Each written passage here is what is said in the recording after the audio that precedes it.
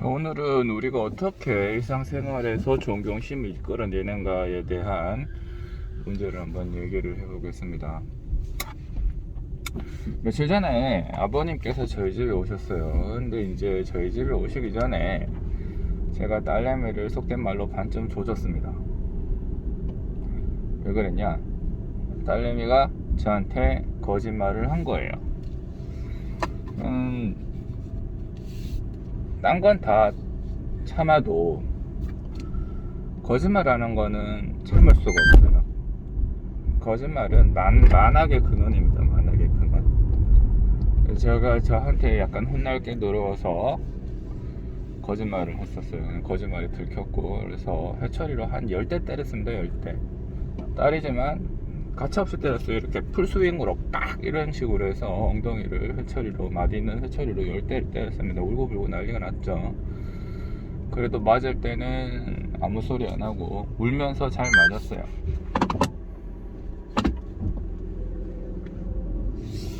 그러고는 아버지가 왔습니다. 애가 아직 울고 있는데 아버지가 오셨어요. 어머니가. 그러니까 이제 아버지는 깜짝 놀란 거죠. 집에 왔는데 금쪽같은 손주가 울고, 손주 보려고 왔는데 손주가 울고 있는 거예요. 아버지는 때려서 씩씩거리고 있고 울고 있었습니다.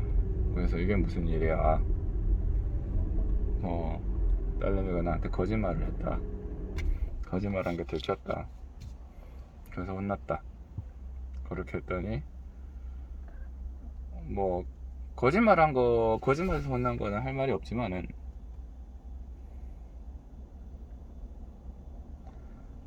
그래서 그 아버님이 이제 대구로 돌아가시고 그날 저녁에 저한테 장문의 편지를 보내셨어요. 장문의 편지를. 그래서 보냈는데, 저한테 누나가 한 명 있습니다. 누나는 자살 시도를 했고 지금 휠체어를 타고 있어요. 휠체어를 타고 있는데, 아버님 말씀에 따르면 본인이 잘못했는데 본인이 따뜻한 얘기를 해줬어야 했는데 따뜻한 얘기를 해주지 않고 너무 자기의 주관에 따른 강압적인 교육을 했기 때문에 그렇게 됐다 라고 평가를 하시는 것 같아요. 그런 내용이었습니다. 그리고는 나한테 손주를 때리지 마라 라는 내용이었어요. 저는 누나가 왜 자살 시도를 했는지 알고 있습니다. 학교에서 계속 성적이 안 좋았어요. 성적이 안 좋아서 집에서 자꾸 혼냈습니다. 집에서 자꾸 혼내니까 누나는 공부를 하는 방향 대신에 거짓말을 하는 방향으로 바뀌었어요. 거짓말을 하는 방향으로 바뀌었고, 그때 혼을 냈지만 속된 말로 완전히 조지는 방향으로 혼을 낸 건 아니고 되게 어중간하게 혼을 냈었습니다. 어중간하게 혼을 냈었고, 누나의 거짓말은 줄어들지 않고 오히려 반항심만 커지면서 더 강화됐습니다. 강화되다가 아버지가 감정이 폭발하면 누나를 때리는 거예요. 누나를 때리고, 그런 것들이 반복되다가 이제 거짓말이 들키기 전에 누나가 자살을 시도를 했고 자살이 실패해서 지금 휠체어를 타면서 생활을 하고 있습니다. 그럼 누나 행동 패턴은 나아졌느냐? 전혀 나아지지 않았습니다. 여전히 똑같습니다. 여전히 집에서 본인이 상전이고, 지금 그 나이가 됐는데 어디 가면 본인이 제일 먼저 먹어야 되고 부모 소주 한 번 하나 안 챙겨주는 그런 사람입니다.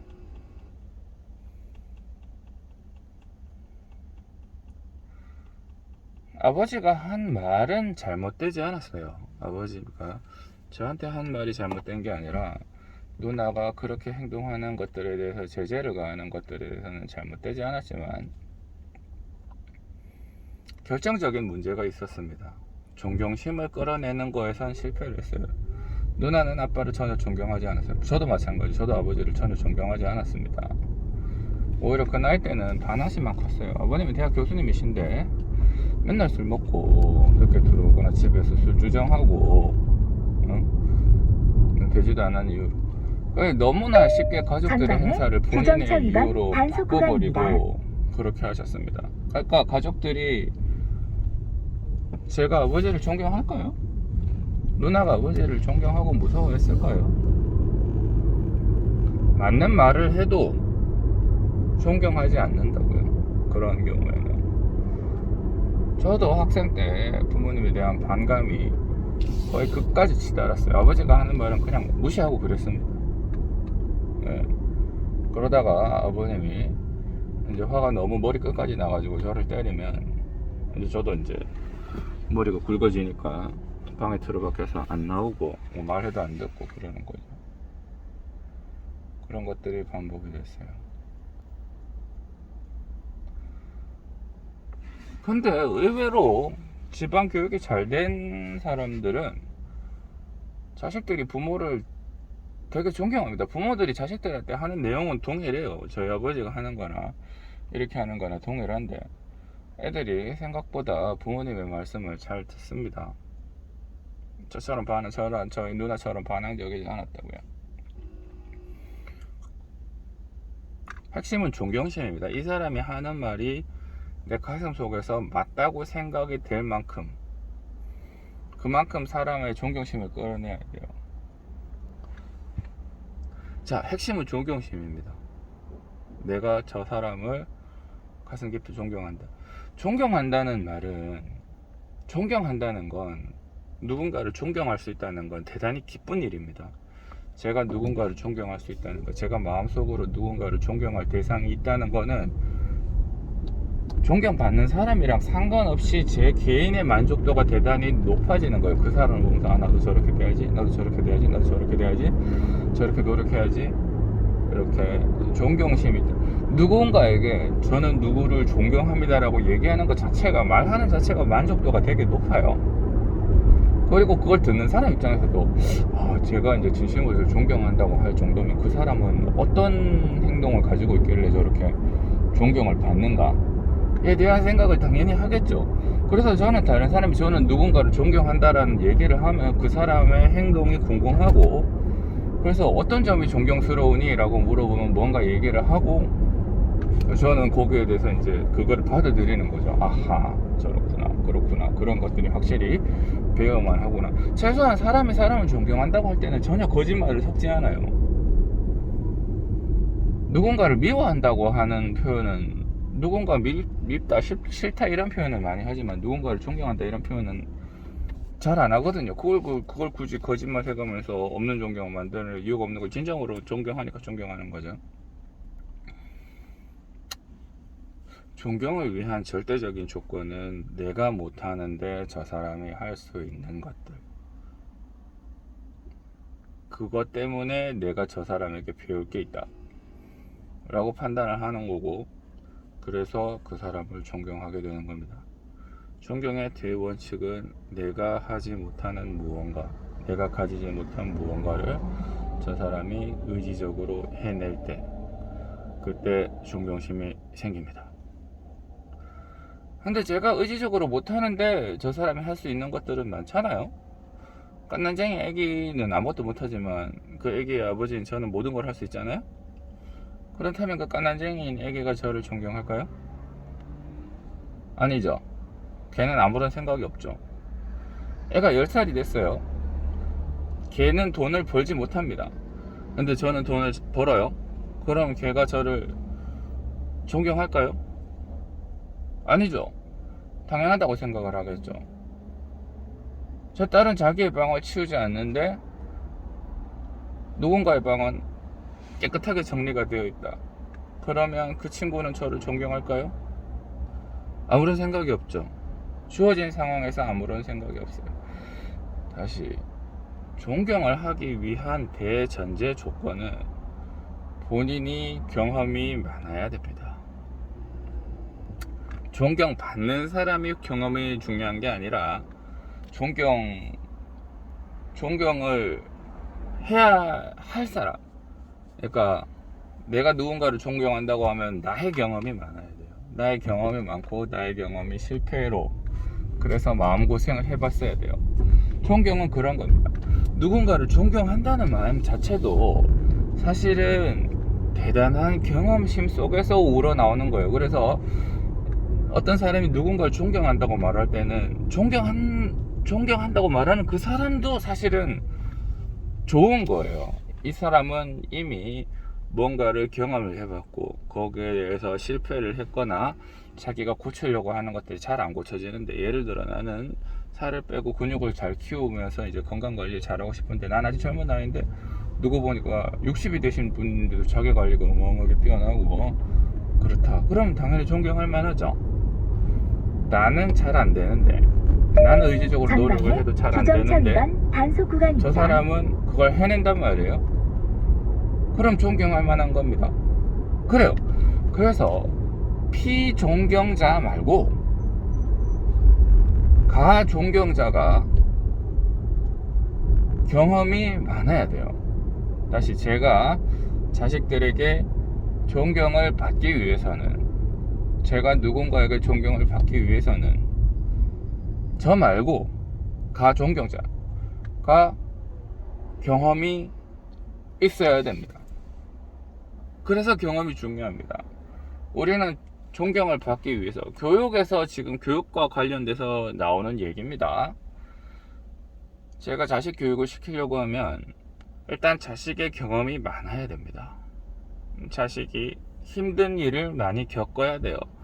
그 다음에 그 힘든 일을 제가 잘 할 때 그 친구가 저를 존경하게 되는 거죠. 이거는 공식이에요. 그냥 내가 뭔가를 열심히 한다고 알아서 톡톡톡톡 존경을 해주거나 그러지 않아요. 절대 그러지 않습니다. 그 친구에게 먼저 경험을 시켜야 돼요. 그게 핵심입니다. 그래서 빨래도 시키는 거예요. 그래서 방청소도 시키고, 그래서 공부도 시키는 겁니다. 저는 제 딸에게 그런 것들을 다 시키고 있어요. 존경을 끌어내기 위해서는 다양한 경험이 필요한데 그 경험이 일상생활에서 꼭 필요한 것들이어야 돼요. 돈을 번다는 거 일상생활에서 꼭 필요하죠. 방청소를 한다는 거 일상생활에서 꼭 필요하죠. 약속을 지킨다는 거 일상생활에서 꼭 필요하잖아요. 먼 거리를 운전을 해낸다, 힘든 운동을 해낸다, 이런 것들은 일상생활에서 꼭 필요한 겁니다. 실제로 저희 딸이 저한테 존경하는 게 뭐였냐면, 아빠는 무호흡으로 잠영 50m를 해내더라 하는 게 존경의 대상이었었어요. 자기는 그걸 못하니까. 근데 수영을 한 번도 안 하는 애가 그걸 할 수 있을까요? 그런 걸 존경할까요? 뭔지도 모를 건데 왜 그런 걸 하지? 그렇게 생각하지 않을까요? 그렇습니다. 그래서 자식들에게 다양한 경험을 시켜야 되는데, 일상에 있는 신변잡기적인 일부터 다양하게 경험을 시켜야 돼요. 그래서 선모범 후 지시가 아니고요, 선지시 후 모범이 됩니다. 선지시 후 모범. 선지시를 할 때 애들이 싫어합니다. 당연히 싫어하죠. 당연히 싫어하는 거를 극복하셔야 돼요. 그래서 용기가 필요합니다. 다시, 부하 직원한테 뭔가를 시킬 때도 당연히 용기가 필요합니다. 부하 직원이라도 돈으로 계약된 사이이기 때문에 수틀리면 나갈 수 있잖아요. 그러한 확률을 씹고, 그러한 공포를 뚫고, 그리고 시키는 겁니다. 그리고 나가려면 나가라, 어차피 일은 해야 된다, 너 나가면 다른 사람 뽑지 뭐, 이런 마인드가 있어야 돼요. 그렇습니다. 자식들은 그렇게 못하죠. 뭐 너 하기 싫으면 하지 마라, 대신 밥은 굶는다, 이런 강제성이 있어야 돼요. 필요한 것들이지만 처음에 디폴트로 사람은 누구나 그런 걸 하기 싫은 상태로 설정이 되어 있거든요. 특히 유복하게 자란 애들은 더 그렇지. 처음부터 다 주어졌는데 왜 이제 와서 그걸 해야 되는데, 그런 생각을 합니다. 물론 그게 공짜가 아니니까요. 그건 너의 재능이 아니라 부모의 힘으로 이루어진 거니까. 그렇지만 걔들은 그걸 모르잖아요. 그래서 빈곤이 필요한 거고, 그래서 경험이 필요한 겁니다. 그래요. 다시, 존경심을 끌어내기 위해서는 여러 가지 고생을 한 사람이 저절로 존경을 하게 되면 좋지만, 불행하게도 자식과 부모의 관계에서는 그런 게 잘 안 됩니다.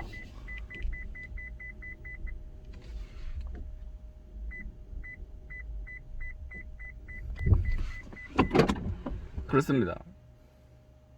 아버지가 누나를 그렇게 대해서는 안 됐어요. 아버지는 누나에게 모범을 보였어야 했습니다. 자기가 정확하게 시간을 지키고 자기가 절대된 모습을 계속 보여줬어야 했어요. 쓸데없는 잔소리는 줄였어야 했어요. 필요한 순간에 굉장히 엄격했어야 했어요. 그런데 그런 게 다 안 되고 감정에 북받쳐서 와락 하고 평소의 생활은 누나에게 존경심을 끌어내지 못하니 당연히 얘기를 안 듣죠.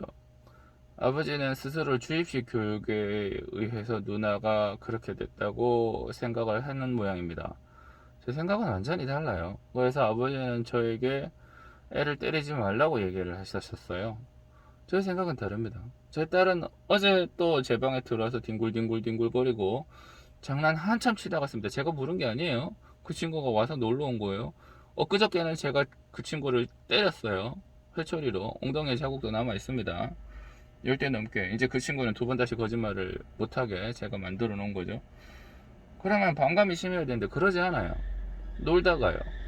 그 친구가 저를 존경한다 아니다는 잘 모르겠지만 가슴속에서 아빠는 자기 절제가 있고 필요한 순간에는 액션을 취하는 사람이다 라는 생각은 확실히 하고 있거든요. 그래서 그런 겁니다. 저는 그래서 제가 제 애를 때리는 거에 대해서 걱정하지 않습니다. 맞을 짓 하면 맞아야죠.